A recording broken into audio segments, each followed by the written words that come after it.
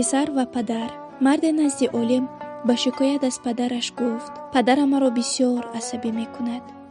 пир шудааст ва талаб дорад ки ман дар замин як рӯз гандум, рӯзи дигар пунба бикорам ва худ низ чӣ хостанашро намедонад.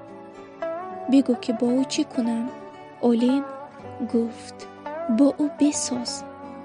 наметавонам. оё фарзанди кӯчаке дорӣ? бале, дорам.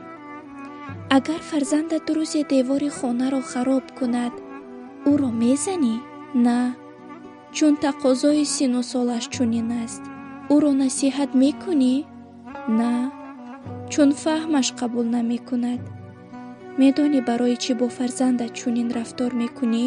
чун ту даврони кӯдакиро тай кардаӣ ва медонӣ ки кӯдакӣ чист, аммо чун ба синни пирӣ нарасидаӣ ва аз ин сабаб ҳаргиз тақозои як пирро дарк карда наметавонӣ.